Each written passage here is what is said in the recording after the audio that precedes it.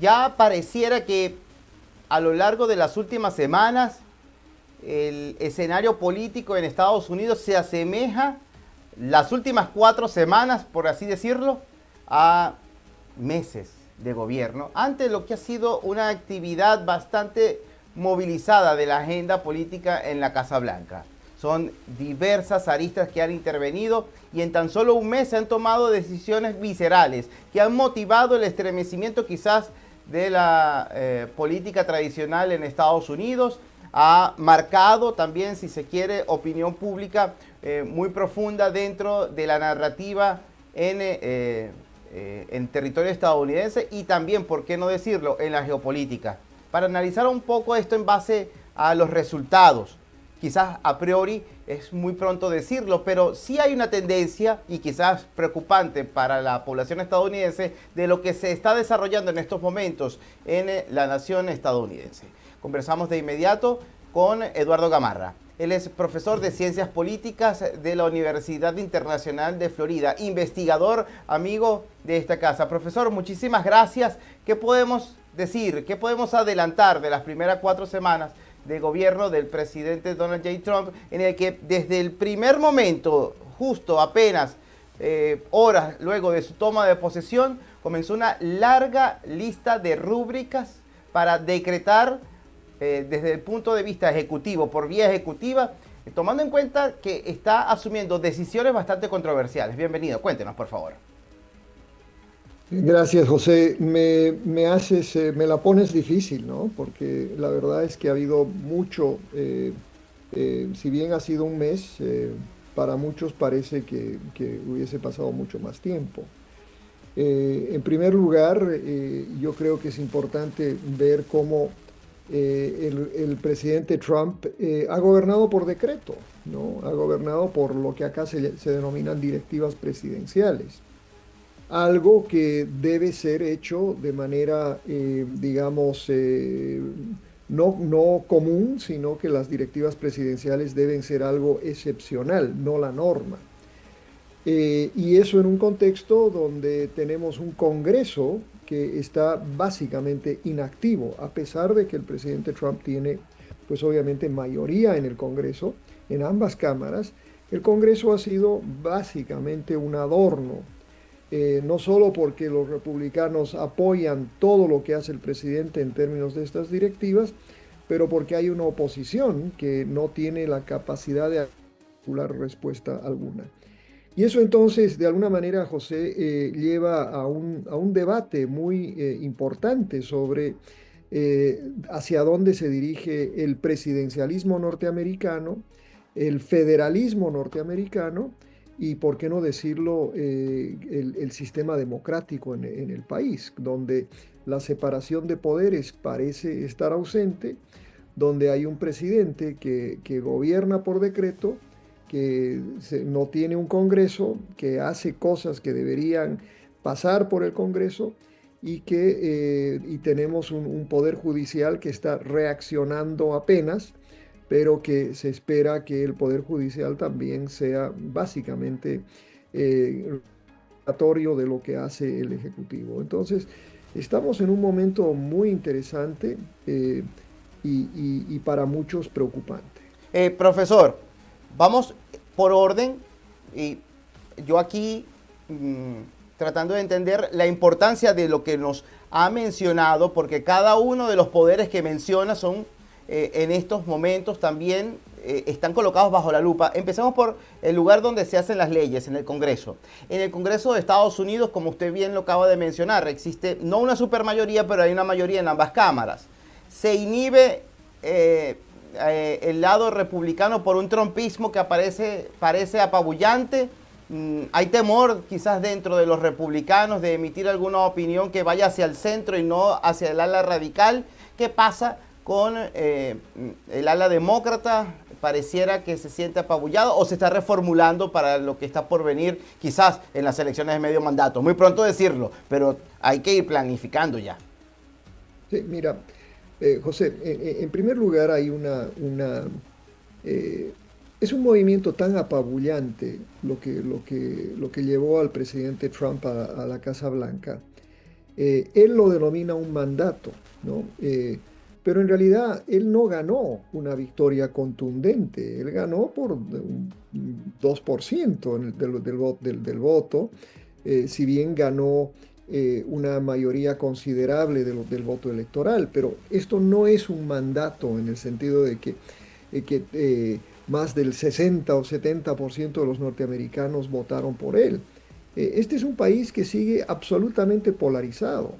50% del país básicamente no votó por el presidente Trump, pero él ha interpretado su victoria como un mandato y como él es dueño absoluto de su partido político, ese partido político obedece todo lo que dice el presidente Trump por el temor de cada miembro del Congreso individual de que en la próxima ronda electoral, que viene dentro de esos 2 años, si se lanzan en contra del presidente Trump, perderán su propia elección y serán reemplazados. O sea, esa es más o menos un poco la situación dentro del Partido Republicano y los miembros del Congreso. Pero eso también ha hecho que el presidente Trump, y sobre todo en esa relación curiosa que tiene con un individuo que no fue elegido, pero que sí invirtió 250 millones de dólares en la elección del presidente Trump, que se llama Elon Musk, que se le dé a ese personaje un poder tan enorme donde básicamente él está, a través de esta agencia llamada DOGE, el Departamento de Eficiencia Gubernamental, despidiendo al Poder Ejecutivo, ¿no? A toda la burocracia profesional en varias secretarías, y básicamente también han decidido de manera también así ejecutiva que no van a llevar adelante, ¿no? Los programas que fueron aprobados por el Congreso, ¿no?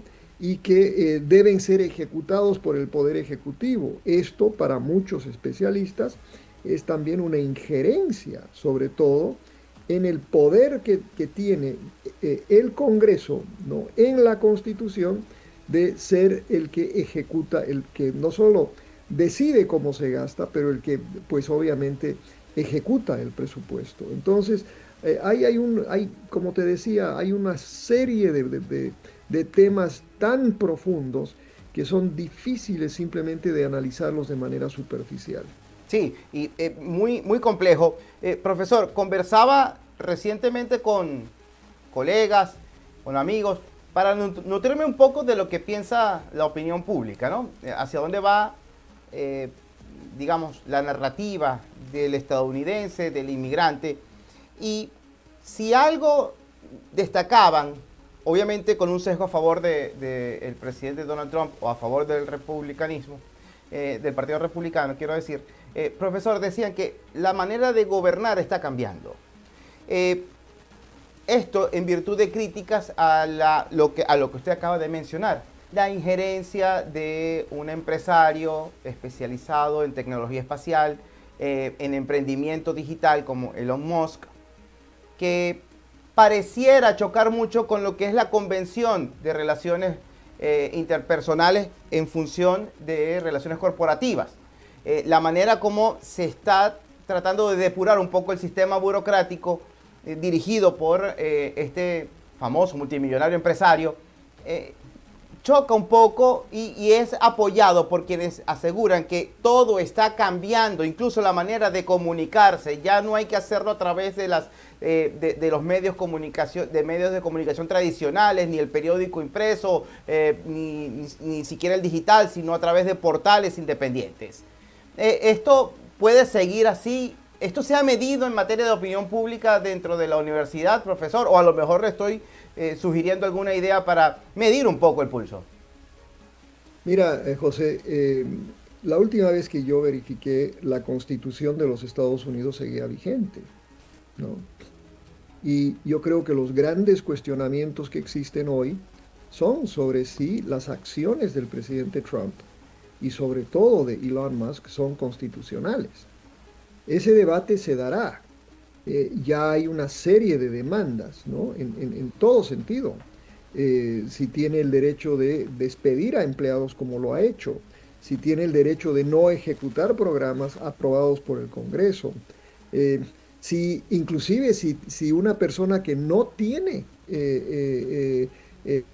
ninguna función en realidad, porque no tiene función, pero, pero es decir, eso es lo que mucha gente está tratando de entender, cuál es el papel que juega el señor Musk si no tiene un cargo formal.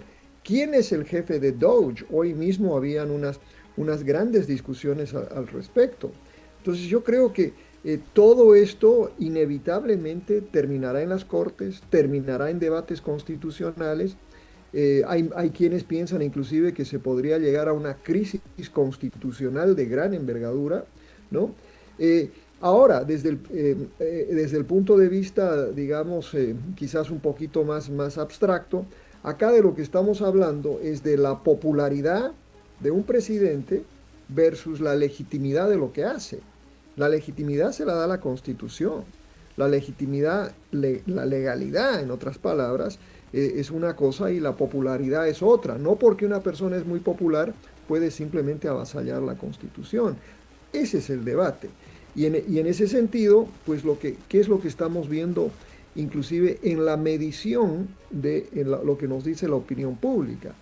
A nivel general, el grado de apoyo que tiene el presidente Trump ha bajado bastante. Es el presidente que en el primer mes tiene el menor nivel de aprobación de todos los presidentes en los últimos 50 años. ¿Okay? Eso es muy importante. Y creo que entonces, ahora, cuando uno les pregunta a republicanos, los republicanos siguen teniendo un altísimo grado de aprobación del presidente. Pero el público en general no. Y ahí es donde yo creo que se va a jugar esto en los próximos meses y en los próximos años. Este primer mes, los primeros 100 días, son claves para que el presidente Trump imponga su agenda. Después, cuando se reacomode la opinión pública, cuando se sienta el impacto real de las políticas públicas que están llevando a cabo, entonces veremos hasta en qué medida se puede hablar de sobre si lo que está haciendo Trump es exitoso o no. Profesor, me hablaba de popularidad, me hablaba de lo que puede suceder, me hablaba incluso de posibles aspiraciones del presidente Donald Trump. Alguien quien anhelaba estar en la silla que ocupa Donald Trump dentro de la Casa Blanca, está tomando también decisiones muy similares. Estamos hablando de Ron DeSantis, el gobernador del estado de Florida. En función de este departamento de eficiencia gubernamental a nivel federal, ha dicho que quiere hacer un departamento de eficiencia estatal para medir entonces la burocracia y también estremecer un poco los cimientos de lo que puede ser el sistema público. ¿Qué pasa con Ron DeSantis? Pareciera que quiere seguir enfilado, copiando o más bien honrando cada una de las decisiones de Donald Trump, porque en cada una de sus apariciones, hay que decirlo, el gobernador del estado de Florida, cada vez que menciona, incluso desde hace tan solo semanas atrás, cuando hablaba sobre esta sesión especial en función del cumplimiento de medidas migratorias en el estado de Florida, era para cumplir con las decisiones sugeridas por parte de Donald Trump en la presidencia. Bueno, mira, uno tiene que entender que el gobernador DeSantis fue un aspirante a la presidencia, no le fue muy bien. Ahora su término como gobernador termina el año 26, él ya no puede ser reelegido. Él obviamente tiene aspiraciones de llegar a tener un rol nacional. Yo creo que mucha gente lo piensa, que él aspira a ser candidato presidencial el año 28, o sea, el sucesor de Donald Trump, pero no es el único. Está el vicepresidente Vance, está el propio Marco Rubio, nuestro ex senador y secretario de Estado. No le va a ser fácil llegar a ser el próximo candidato a la presidencia del Partido Republicano. Y por eso pues está intentando hacer muchas cosas antes de dejar este cargo. Entre ellos, pues también es importante señalar que no le ha sido fácil consolidar su posición en la Florida. Todo el mes ha tenido un conflicto con el Congreso en la Florida. Tiene un conflicto también con el presidente Trump, en el sentido, por ejemplo, de que el gobernador está intentando que su sucesor sea su propia esposa, y el presidente Trump ha decidido ya endosar al representante Donaldson como el próximo, como candidato republicano a la gobernación. Entonces no le ha sido fácil. Y por eso yo creo que el gobernador va a intentar cada vez más ser más radical en la forma en la que gobierna el Estado, para demostrar que él también es trumpista, o que él es más trumpista que Donald Trump. Bueno, profesor, vamos a estar atentos a esta puja, a ver quién se asemeja más a la figura presidencial que en estos momentos está en la Casa Blanca. Si Ron DeSantis a lo mejor continúa con estas aspiraciones de llegar a ser nuevamente el posible nominado del Partido Republicano. Falta mucho por recorrer, pero esta conversación va a quedar pendiente incluso para una próxima oportunidad. Un gran abrazo a la distancia y saludos en casa, profesor. Igualmente, José, muchas gracias. Seguro que Chao. sí. Conversábamos con Eduardo Gamarra. Eduardo Gamarra es profesor de Investigaciones y Ciencias Políticas de la Universidad Internacional de Florida. Estaba conectado con nosotros por la vía digital.